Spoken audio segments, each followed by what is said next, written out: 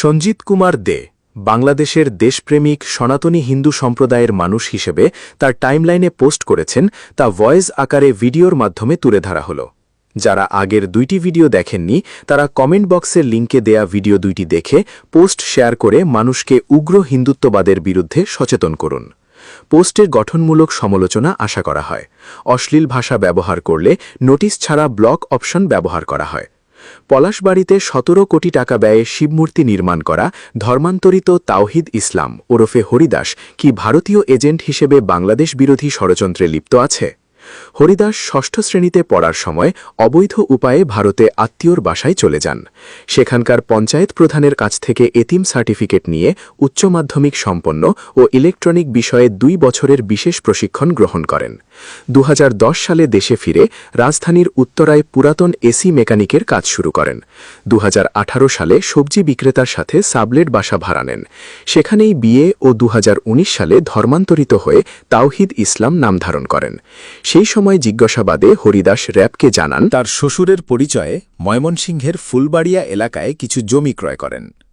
শ্বশুরের মাধ্যমে এলাকার লোকের সাথে নিজেকে একজন বিত্তশালী লোক হিসাবে পরিচিত হন। পাশাপাশি প্রচার করতে থাকেন তিনি প্রধানমন্ত্রীর পরিবারের সদস্যদের প্রোটোকল অফিসার।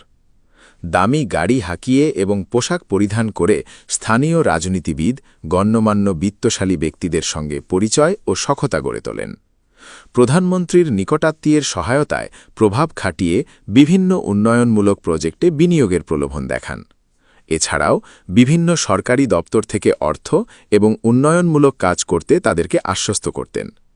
তার মিষ্টি আচরণে প্রলুব্ধ হয়ে অনেকেই চাকরি, বদলি, টেন্ডারসহ বিভিন্ন বিষয়ে তদবির নিয়ে তার কাছে আসা শুরু করেন। তিনি এই সুযোগকে কাজে লাগিয়ে চাকরি প্রত্যাশী, পছন্দমতো জায়গায় বদলি, সরকারি চাকরি, বিভিন্ন ক্রয় বিক্রয় ও উন্নয়নমূলক কাজের টেন্ডারে অংশগ্রহণ করতে ইচ্ছুক ব্যক্তিদের কাছ থেকে টাকার বিনিময়ে কাজ বাগিয়ে এনে দেওয়ার প্রতিশ্রুতি দিয়ে প্রতারণার মাধ্যমে অর্থ আত্মসাৎ শুরু করেন।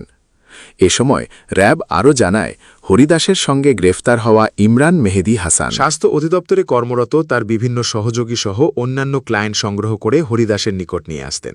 এ সময় হরিদাস স্বাস্থ্য অধিদপ্তরে বিভিন্ন পদে চাকরি, পদোন্নতি এবং দলিলের বিষয়ে আশ্বাস দিয়ে মোটা অঙ্কের অর্থ আত্মসাৎ করেন।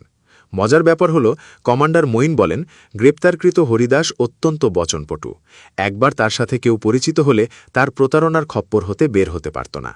তিনি প্রতারণার মাধ্যমে প্রাপ্ত অর্থ দিয়ে ২০১৯ সালে ফুলবাড়িয়া এলাকায় প্রায় ১ বিঘা Paris swimming pool entertainment park নামে রিসোর্টের কাজ শুরু করেন। সেখানে তার প্রলোভনে পড়ে অনেকেই টাকা লেনদেনের রসিদ ছাড়া তাকে লাখ লাখ টাকা লগ্নি করেন। ২০২০ সালে প্রায় ৩ কোটি টাকা ব্যয়ে রিসোর্টের কাজ শেষে ২০২১ সালের ফেব্রুয়ারি মাসে পর্যটকদের জন্য উন্মুক্ত করে দেন। রিসোর্টে প্রবেশ মূল্য ৫০ টাকা, সুইমিং পুলে গোসল ১০০ টাকা এবং রিসোর্টের ভিতরে ঘোরাঘুরির জন্য ৫০ টাকা করে টিকিট বিক্রি করা শুরু করেন। অনেকে বিবাহ, জন্মদিন সহ বিভিন্ন অনুষ্ঠানের জন্য তার রিসোর্ট ভাড়া নিতে থাকে। শ্রী হরিদাসচন্দ্র তরণীদাস বিভিন্ন বিত্তশালী ব্যক্তিদের তার রিসোর্টে আমন্ত্রণ জানাতেন। এই সময় তাদেরকে পলাতক প্রধানমন্ত্রী শেখ হাসিনার সাথে তার এডিট করা ছবি প্রদর্শন করে তার প্রজেক্টসহ অন্যান্য প্রজেক্টে বিনিয়োগ করার কথা বলে অর্থ হাতিয়ে নেন। প্রতারণার কৌশল সম্পর্কে র‍্যাব কর্মকর্তা আরও বলেন, তার মোবাইলে বিভিন্ন নম্বর প্রধানমন্ত্রীর পরিবারের এবং তাদের নিকটাত্মীয়ের বিভিন্ন সদস্যের নামে সেভ করে ও কল দিয়ে দেখাতেন। নিজেকে প্রভাবশালী বলে জাহির করতেন, যদিও প্রকৃতপক্ষে তার কোনো রাজনৈতিক নেতা বা কর্মীর সাথে পরিচয় নেই, তার কোনো দলীয় পরিচয় নেই। প্রতারণা করে অর্থ উপার্জনই তার মূল লক্ষ্য ও পেশা।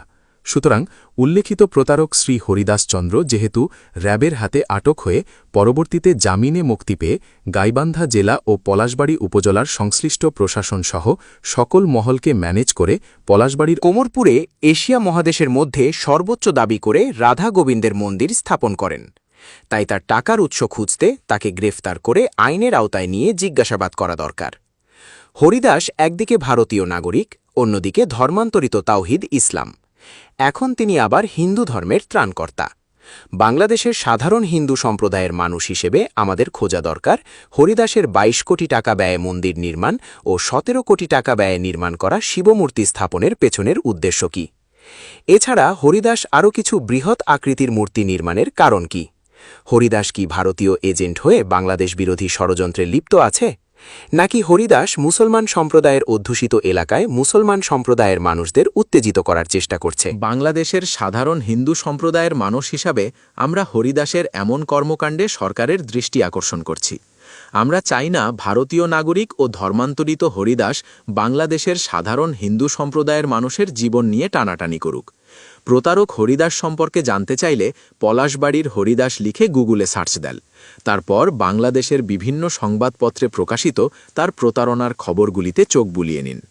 তবে দুঃখজনক বিষয় হল, বাংলাদেশের সনাতনী হিন্দু সম্প্রদায়ের মানুষ কি সত্যিই বোকা, নাকি এরা অতিরিক্ত ভারতপ্রেমী, যার কারণে হরিদাসের মতো আন্তর্জাতিক মানের একজন প্রতারক আজ হিন্দু ধর্মের গুরু ঠাকুর হলেন? প্রশ্নের উত্তর জানা থাকলে হিন্দু দাদা দিতে পারেন।